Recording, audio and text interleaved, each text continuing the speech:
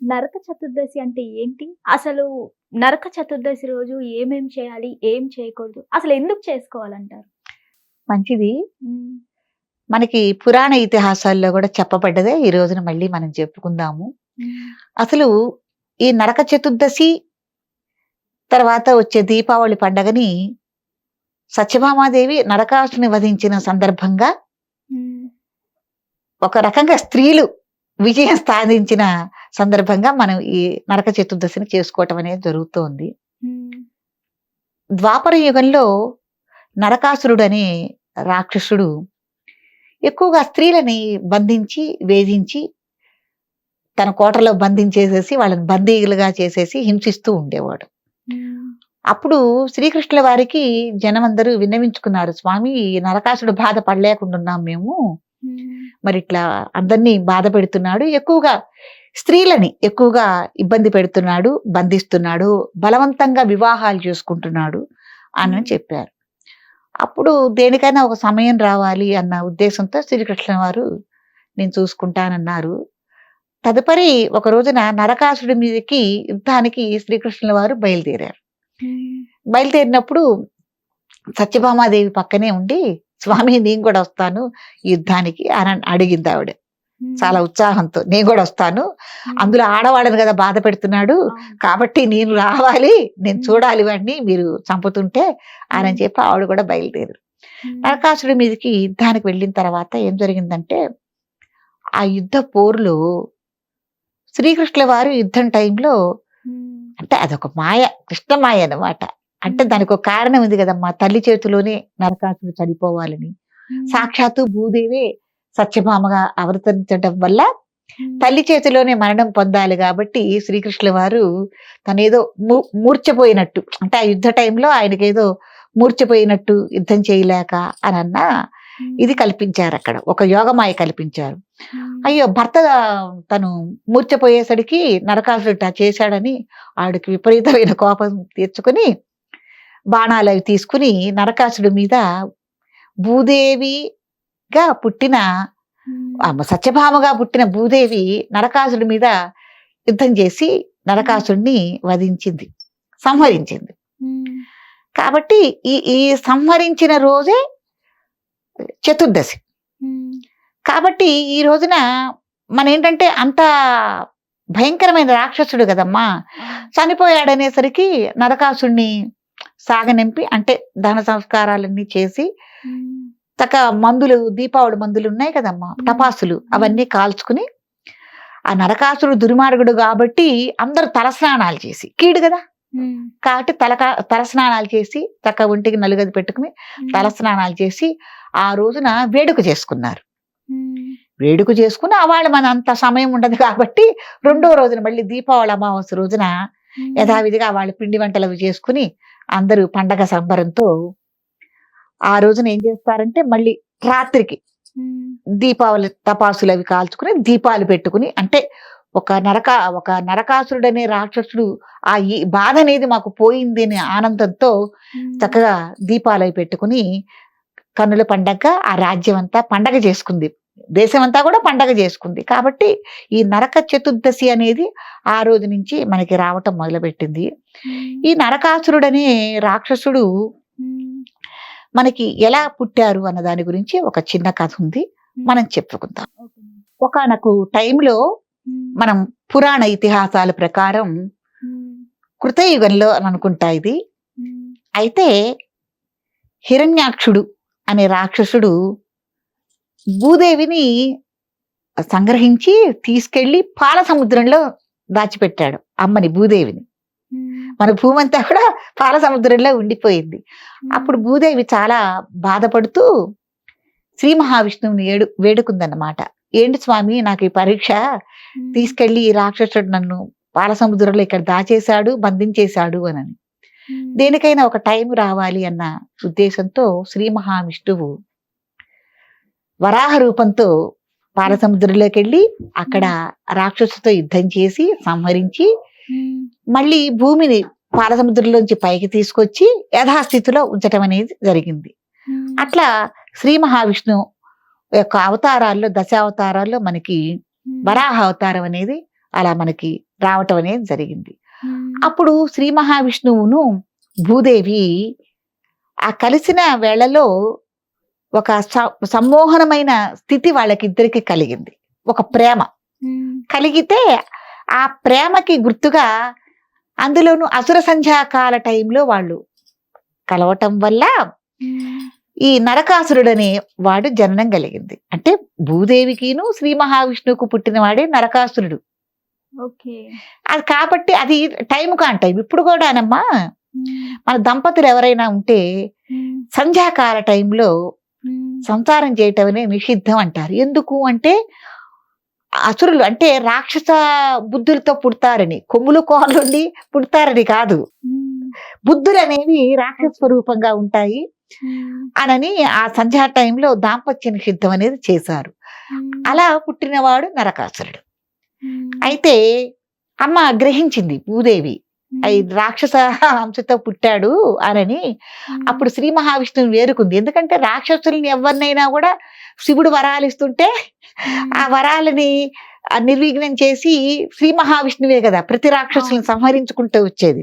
ఉమ్, అప్పుడు భూమాత వేడుకుంది శ్రీ మహావిష్ణువుని, ఉమ్, స్వామి నా కుమారుణ్ణి మీరు సంహరించకూడదు ఉమ్, అనని. సరే నేనైతే సంహరించను, తల్లి చేత నీ చేతే మరణం పొందుతాడు ఉమ్, అనని ఆయన చెప్పారు శ్రీ మహావిష్ణువు. నేనేం చంపుతాది తల్లిని, నేను చంపుకుంటానా, మీరు చంపకుండా ఉంటే చాలే, నేను ఎందుకు చంపుకుంటాను అని ఆవిడ సరే అంది. అనని భూదేవి ఏం చేస్తుందంటే జనక మహారాజు ఉమ్, తన తండ్రి ఆయన జనక మహారాజుకి బిడ్డను అప్పకిచ్చింది పెంచమని. ఉమ్, ఎవరిని? నరకాసుడిని ఉమ్, పెంచమని అప్పచెప్తే ఆయనే పెంచి పెద్ద చేసి విద్యాబుద్ధులు చెప్పించి ఒక రాజ్యం ఇచ్చి ఉమ్, మహత్తరమైన మనిషిని చేస్తే కొన్ని సంవత్సరాల పాటు ఈ నరకాసురుడు చక్కగా మంచి రాజ్య పరిపాలన చేశాడు. ఉమ్, అందరి చేత మంచి మన్ననలు పొందాడు, ఉమ్, మంచిగా రాజ్యాన్ని ఏలాడు. అప్పుడు ఏ పరిస్థితి లేదు, ఆయనకి మంచి పేరు తెచ్చుకున్నాడు, మహత్తరమైన మనిషి అన్నమాట. ఉమ్, కానీ మనకి ఈ కృష్ణావతారం దగ్గరికి వచ్చేసరికి ఉమ్, ద్వాపర యుగంలో ఏమైందంటే బాణాసురుడు అనే రాక్షసుడు నరకాసురుడికి పరిచయం అయ్యాడు స్నేహితుడిగా. ఉమ్, స్నేహితుడిగా పరిచయం అయ్యేసరికి ఆ బాణాసురుడికి స్త్రీలంటే ద్వేషం.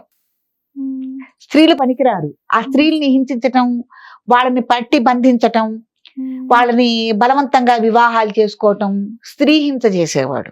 ఉమ్, ఆ బాణాసురుడు యొక్క సావాసం చేసి సావాస దోషంతో ఈయన కూడా పక్క రాక్షసుడిగా తయారైపోయాడు. తయారైపోయి అప్పటి నుంచి ఋషులని, స్త్రీలని, ఆ పురజనుల్ని అందరినీ హింసించడం మొదలుపెట్టాడు. కాబట్టి ఎప్పుడైనా ఎంత మంచి వాళ్ళైనా ఒక చెడ్డవాళ్ళ సహవాసం చేస్తే వాళ్ళు కూడా చెడిపోయే అవకాశం చాలా ఉంది, 100% ఉందని మనకి వృత్తాంతం అనేది చెప్తోంది. ఉమ్, చెప్పేసరికి ఇక ఆ యుగానికి వచ్చేసరికి అంటే చూడమ్మా ఎన్ని యుగాలు ఉన్నారో వాళ్ళు.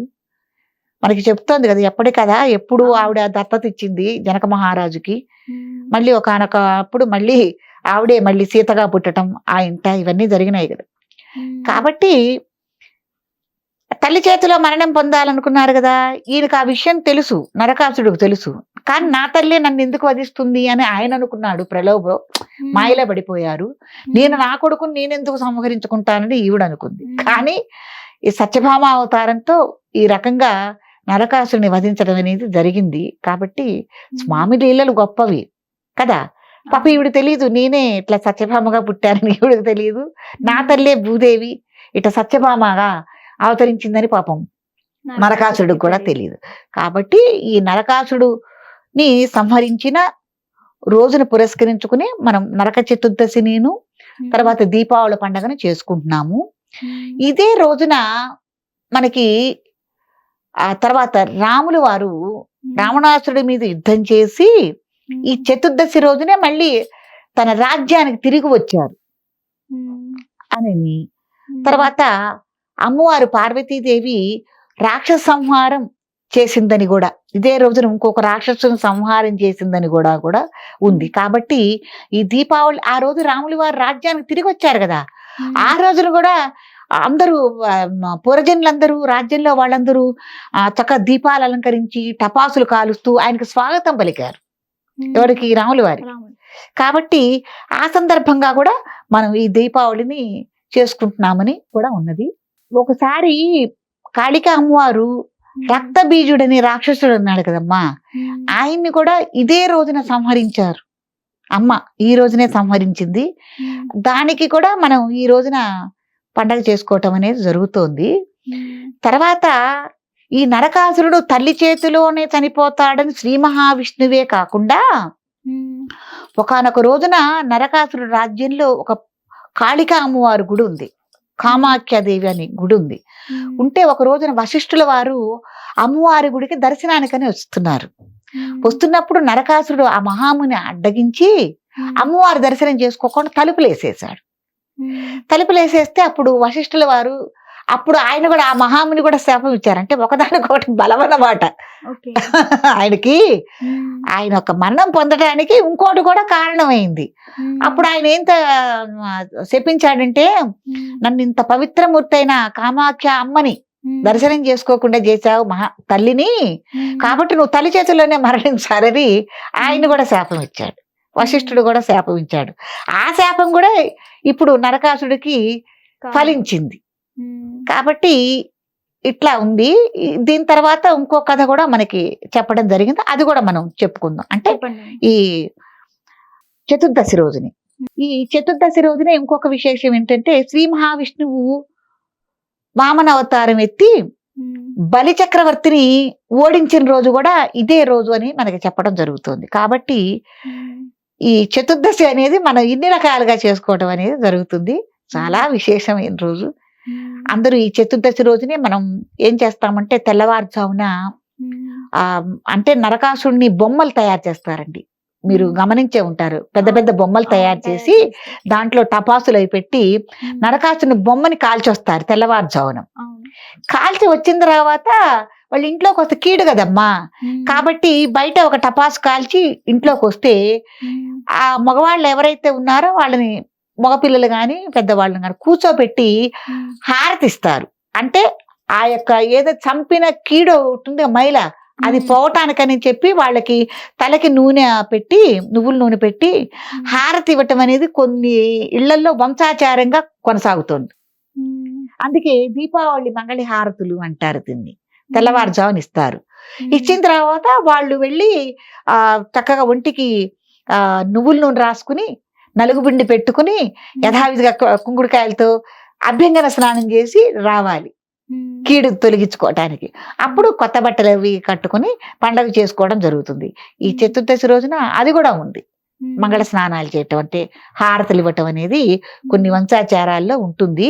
ఒక్కొక్క వంశాచారాలు ఏంటంటే, ముందు ఆ బొమ్మను కాల్చి నరకాసుడి బొమ్మను కాల్చి రాగానే ఆ స్నానానికి హారతులు ఇవ్వటం. కొన్ని కుటుంబాల్లో ఏముంటే ఆ స్నానం చేసి వచ్చిన తర్వాత హారతులు ఇవ్వటం. రెండు రకాలుగా వాళ్ళ వంశాచారాన్ని ప్రకారం ఇది కొన్ని కుటుంబాల్లో కొనసాగుతున్న ఆచారం ఇదే రోజున. కాబట్టి ఇవన్నీ ఈ రోజున జరిగే అద్భుతమైన మహత్తరమైన కార్యక్రమాలు. ధన్యవాదాలు.